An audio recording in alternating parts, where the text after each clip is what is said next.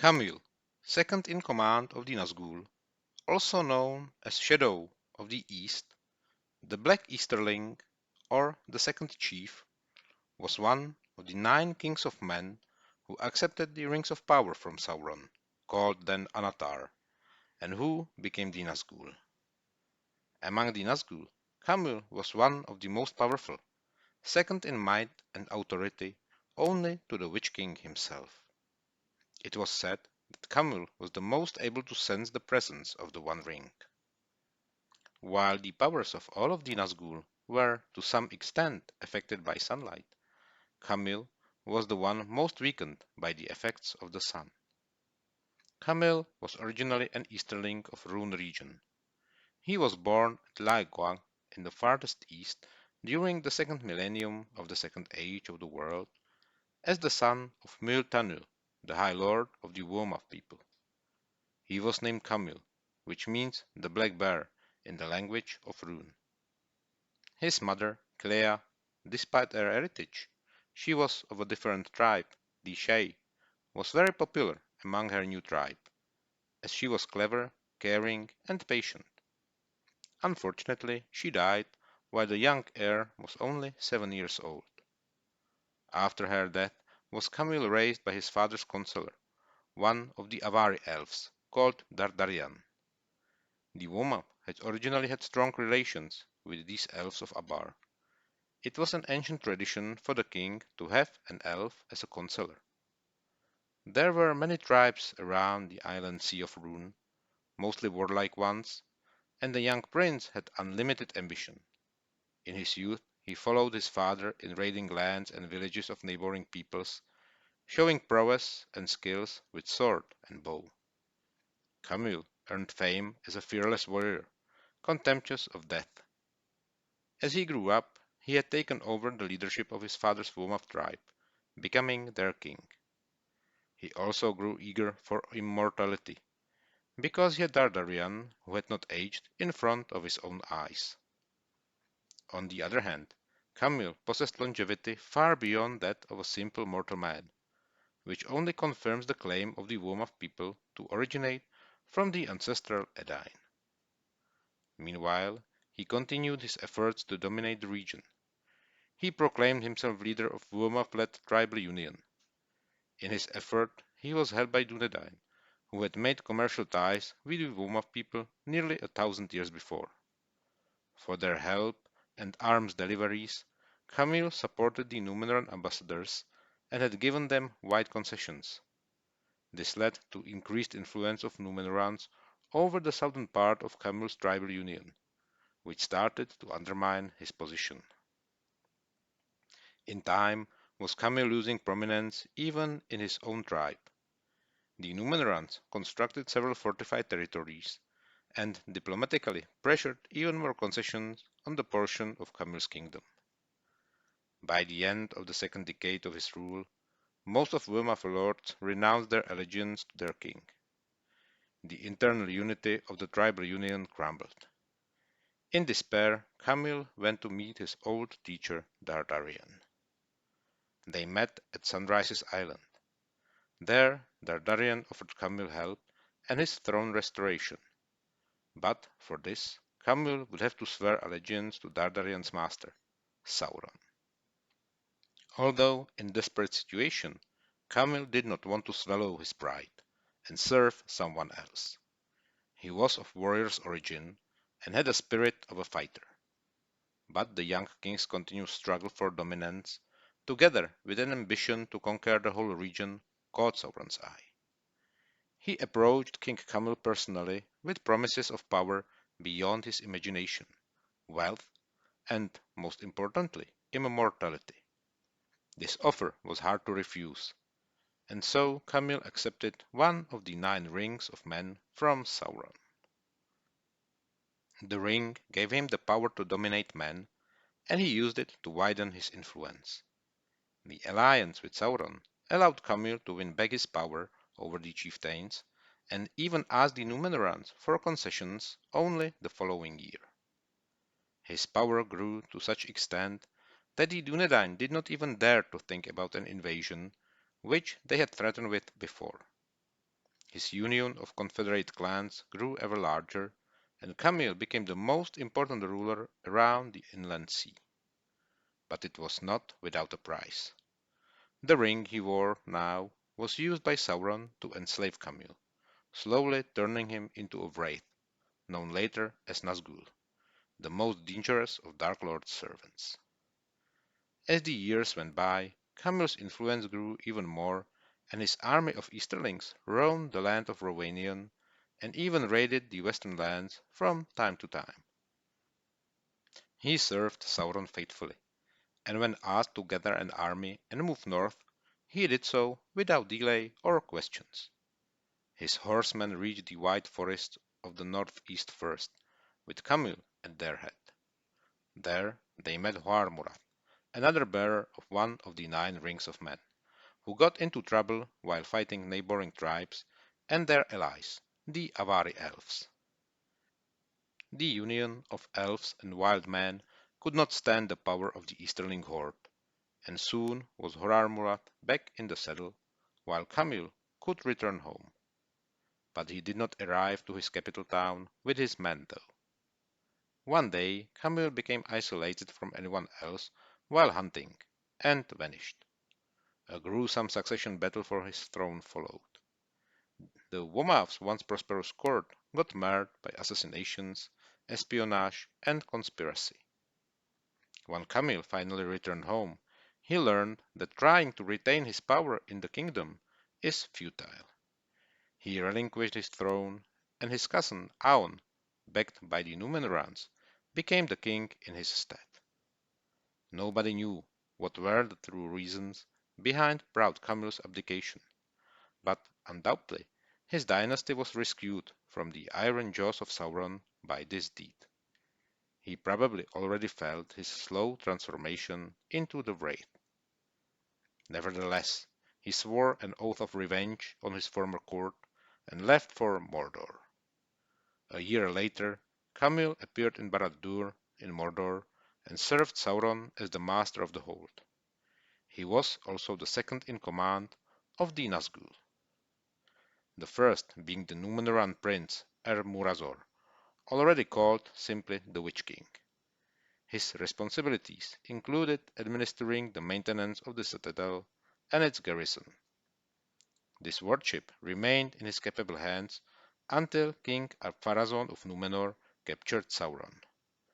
Then KHAMÚL fled Mordor, while his responsibilities for Barad-dûr were taken over by Mordu Urzahil of Umbar, who later became known as the Mouth of Sauron, and who served as the lieutenant of the tower right to the end.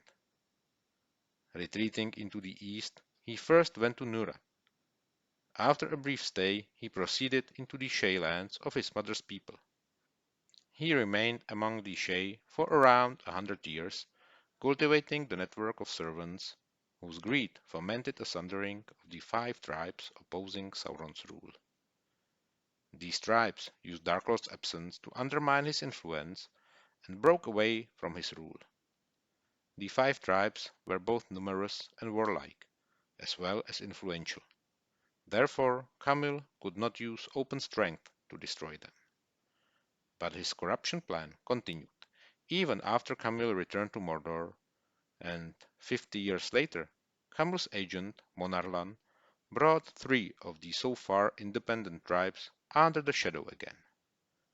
The Black Easterling remained in Mordor during the War of the Last Alliance, sallying forth only during the campaign in Ithilien that opened the conflict.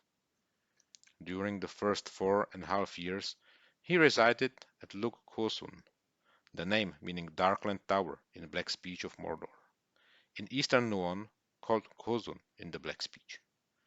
But when the army of the last alliance of elves and men forced its way through Udun, KHAMÚL returned to his master's side.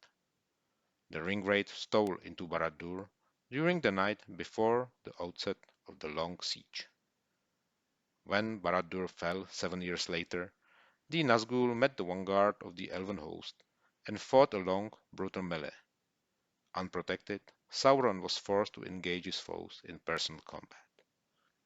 This proved to be his undoing, for Although he slew both Elendil the Tall and Gil-galad, he lost his one ring and his ring finger in the fray with Isildur, which led to his banishment. When their master was defeated, the Nazgûl were forsaken for a time being at least, and fled Gorgoroth, hiding in the shadow. Thus ended the Second Age. The Nazgûl had to keep their presence a secret for a time, so KHAMÚL moved south and east, back to the lands of the Easterlings, only to sneak, together with his fellow Ringwraiths, into an abandoned old fortress of Dol Guldur when a few centuries have passed. There KHAMÚL, along with Ermburathor, Adunafel, Akhorahil, Huarmurat, and others, waited and prepared the Dark Lord's return. It took nearly 1,000 years before the old fortress was visibly inhabited again. Meanwhile, blue wizards, Alatar and Palando, began their mission in the east, wresting the control of the Rune tribes from KHAMÚL. Therefore, KHAMÚL left Dol Guldur and tried to gain the command of his tribes again. But he never fully succeeded before going back to Dol Guldur to prepare it for his master's return. Sauron himself arrived at Dol Guldur in due time, but decided to hide his true identity and rather use the nickname Necromancer till the end of the third millennium of the Third Age. KHAMÚL remained at Sauron's side in the ruins of Dol Guldur, while the Dark Lord's power grew in secret. Blue wizards used the absence of KHAMÚL in the lands around the inland sea of Rhûn and undermined his influence over the various tribes there ever further. Some of the tribes openly turned sides and abandoned the shadow, only to be attacked by those who remained loyal to Sauron and their Nazgûl lord. These various local conflicts helped the West survive, as otherwise the pressure upon the borders of Gondor would have been much stronger. Even without the full might of Easterling clans against it, Gondor barely survived on many an occasion. The centuries went by, and the wise believed they identified KHAMÚL to be the entity behind the necromancer of Dol Guldur. During the 17th century of the Third Age, he mostly stayed in Dol Guldur with Sauron, until the Watch of Mordor fell. Then he went to Mordor with 7 other Nazgûl to fortify it again and prepare it for Sauron's return. 400 years later, he returned to his native country to fulfill his millennial pledge and successfully claimed most of it for the Shadow again. Although his mission was not 100% completed, he returned to Mordor and then to Dol Guldur in time to lead the chase for Thrain, the exiled king under the mountain, who set upon a quest to win back his kingdom. Sauron's minions, under KHAMÚL's leadership, successfully captured the dwarf, and KHAMÚL detained him in the cells of Dol Guldur, where Thrain was tortured. The last of the 7 dwarven rings of power was taken from him too. Afterwards was the dwarven king left to rot in the dungeons. But then Gandalf came into the dark fortress, looking for the lost king. And thus the so far successful subterfuge failed. The Grey Wizard was able to reveal that the necromancer was in fact Sauron himself, not KHAMÚL the Ringwraith, as the wise thought for so long. The arrival of Gandalf into the cells of Dol Guldur and his escape from the fortress foreboded trouble for the Dark Lord, as his disguise was uncovered and his true identity revealed. But Sauron long expected this to happen and had a plan prepared. The coming of the wise did not surprise him, as he was waiting for them. Soon KHAMÚL sensed the arrival of Lady Galadriel of Lothlorien, as well as the rest of the White Council. Deciding it was time to reveal themselves at last, KHAMÚL and his fellow wraiths emerged out of their hiding places and attacked.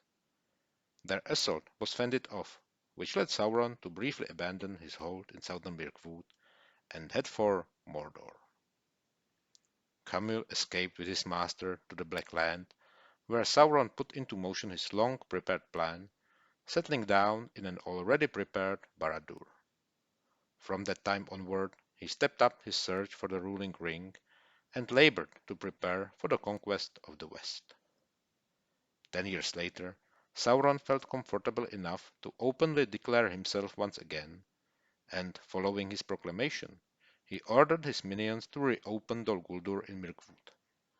KHAMÚL went northward to the fortress, which he reoccupied together with Adunafel. There they kept watch on Rhovanion, and, more importantly, Lórien, the power of which had to be held in check.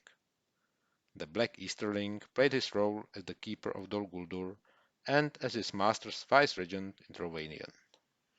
His stay in the fortress in southern Mirkwood left a looming shadow over the whole forest. KHAMÚL remained in Dol Guldur as a commander of the tower for nearly 60 years. The search for the One Ring was always at the top of KHAMÚL's agenda, with Gladden Fields being the first place to look. He communicated with the Dark Lord via Uwata, the nymph Nazgûl, and the Easterling's chosen envoy. The Witch King and the other 5 of the 9 stayed in Minas Morgul, turning the once proud Tower of the Moon into the place of terror, awaiting the coming conflagration. At the beginning of the 3rd millennium, in March, Aragorn captured Gollum and brought him to Mirkwood, where he would be imprisoned in the Elven King's halls. This came to the attention of KHAMÚL's spies, and already in April, KHAMÚL reported this event to his lord Sauron. It is the evidence of Gollum's importance that as early as June the orcs were sent to attack the Wood Elves who held Gollum captive, and bring the prisoner to Dol Guldur, where he would be used to track the One Ring. During the pandemonium of a forest fight, Gollum escaped both sides though. In the month following Gollum's disappearance, KHAMÚL had searched the Vales of Anduin for hobbits, but he had found no one.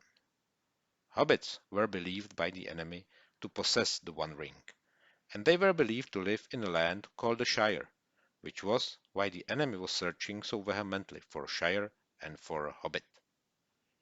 In July, KHAMÚL, together with Adunafel, left Dol Guldur and met the Witch King and 6 other Ringwraiths that lived in Minas Morgul in the field of Celebrant. The Ringwraiths from Dol Guldur informed their fellow Morgul Nazgûl that Gollum had escaped and vanished. KHAMÚL also reported that the villages of the stores at the river Gladden had been deserted for a long time, and that it had not been possible to find a single dwelling of halflings in the Vales of Anduin. The Witch King informed KHAMÚL that he also had no luck in locating the Shire or hobbits. Then the Nazgûl continued their hunt for the ring for several more months, scouring the Vales of Anduin again and again, finding nothing but deserted ruins. Sauron was angered by the failure of the Nazgûl to discover the Shire, but, correctly suspecting that Saruman had some knowledge of the land, he sent them to Isengard to question the White Wizard. After receiving these instructions, the Nazgûl had been riding their horses hard for days through Rohan, spreading terror until they reached Orthanc. Saruman was afraid of the 9 and locked himself in the tower which could withstand their assault. Having no army with him, the Witch King had to negotiate. He pressed the evasive wizard until he directed the Black Riders north, up the old road to Eriador. There the Nazgûl succeeded in capturing one of Saruman's spies, and thus finally discovered where the Shire lay in Middle-earth. The Nazgûl did not find their way to the Shire until September though. On September the 23rd, the Black Riders won a battle against the Rangers at Sandford, and KHAMÚL led 4 of them into the Shire itself. The Nazgûl knew that a hobbit named Baggins possessed the ring, because when Sauron had captured Gollum, he had revealed the names Shire, Hobbit, and Baggins. The Nazgûl began to track the hobbit called Baggins through the Shire now. They arrived to Goodman's farm, where KHAMÚL talked to the confused and frightened hobbit, demanding to know where the Baggins was. After Goodman directed him onward to Habishan, KHAMÚL rode over there and then asked Hamfas Gamgee for Baggins. The Gaffer misled him that Frodo Baggins had already left, and thus KHAMÚL rode to the east. Gaffer's false information gave Frodo Baggins and his companions time to escape from the Nazgûl, but eventually KHAMÚL caught the scent of the ring and followed them. On September the 24th, KHAMÚL pursued Frodo down the Stock Road and almost captured him when, after hearing a noise and catching a scent of the ring while crossing the road, KHAMÚL let out a hollow screech and went to the spot where he felt it. But the hobbits were able to hide in time, and KHAMÚL's sense of smell was not as strong in daylight as it was at night. Once he approached the spot, he failed to notice the hobbits that were hiding behind a tree. As the forest stayed quiet, Merry distracted the Black Rider's attention to a sound behind his horse, alarming KHAMÚL and causing him to leave the hobbits undetected. At twilight, though, KHAMÚL sensed the ring again and went after it. After the sunset, KHAMÚL again came close to capturing Frodo and his companions in the woody end, but a group of elves led by Gildor Inglorion approached. He did not dare to attack and had to retreat because he was intimidated by the elves and by the song about Elbereth. He could not sense the ring clearly as long as Frodo was surrounded by elves, and he did not dare to attack the Noldor exiles. After the departure of the elves, KHAMÚL continued to pursue Frodo, but did not find him and called the other Ringwraiths. His cry for aid from other Nazgûl could be heard by Frodo and his companions as a horrible shriek. When Adunafel joined him, KHAMÚL went east over the fields and rode to Bumfurlong in the Marish, where he confronted Farmer Maggot and offered gold in exchange for the location of Baggins. But Farmer Maggot refused KHAMÚL's proposal. That night, Farmer Maggot told Frodo and his hobbits of this encounter when they came to dinner with him.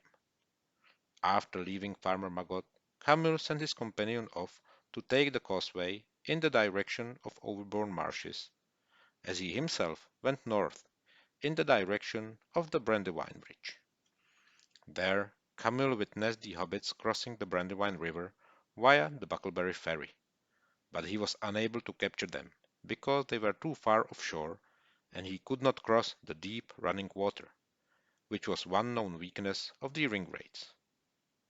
After having seen the hobbits continuing their journey over the river, KHAMÚL summoned the other Nazgûl that were spread across the Shire and sent two of them along the Great East Road, while ordering one to keep watch at the Brandywine Bridge, which he himself, together with another Nazgûl, crossed in pursuit of the ring, entering Buckland through the North Gate in secret. They wished to lie low and stay calm to avoid too much attention from locals, and also to keep Frodo from suspecting that they were near. On September the 28th, KHAMÚL found Frodo's home at Crickhollow, and he summoned the other Nazgûl. After their arrival, he arranged an attack, but at this point Frodo was long gone. Frodo's friend Fatty Bolger was still living in the house though. But when the Nazgûl broke into the house on September the 30th, he escaped through the back door and raised the alarm.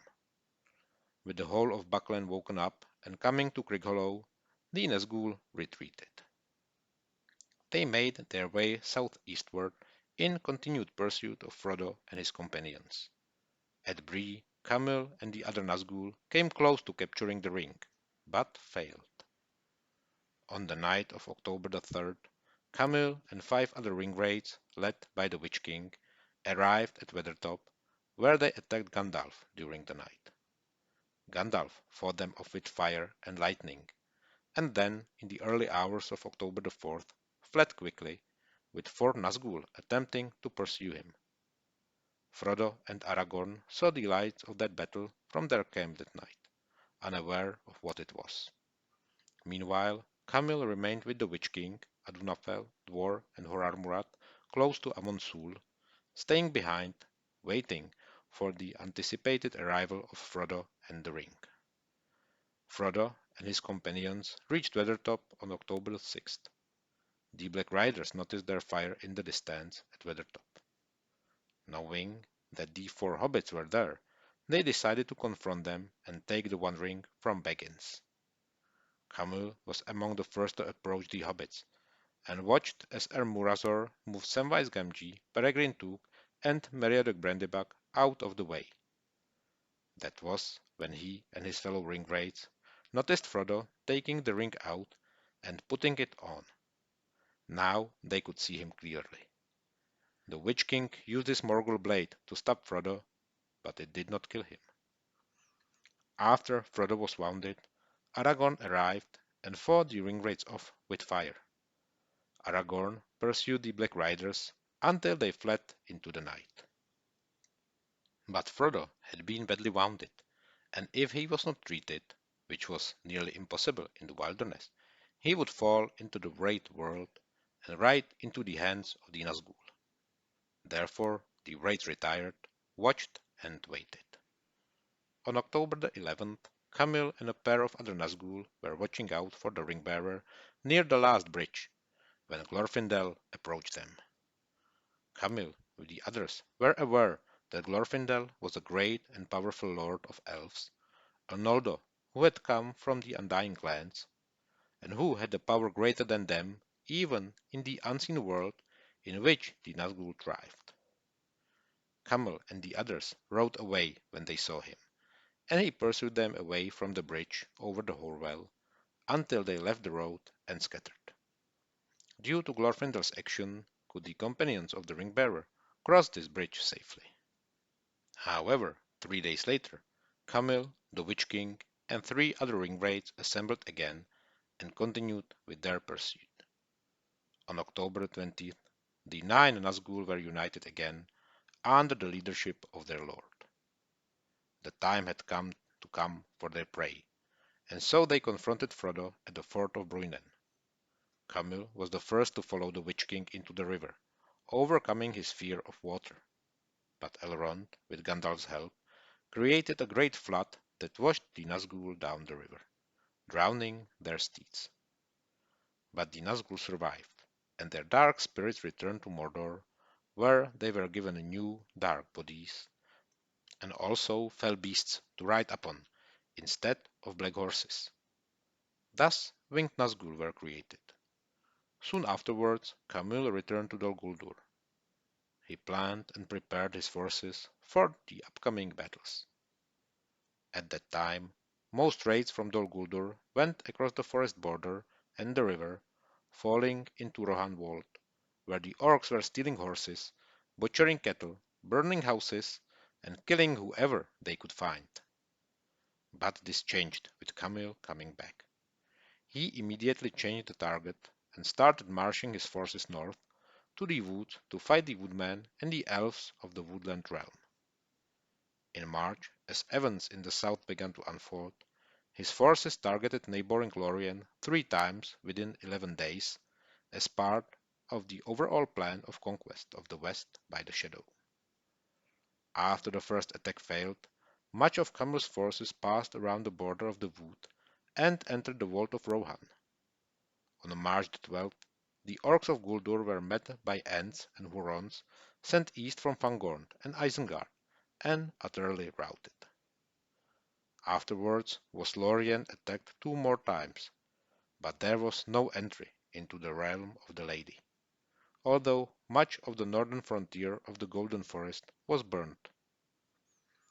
Having still plenty of troops at his disposal, KHAMÚL also sent additional orcs north into Mirkwood again, where the struggle continued, and orcs, together with other foul beasts, were fighting King Thranduil's elves under Mirkwood's trees.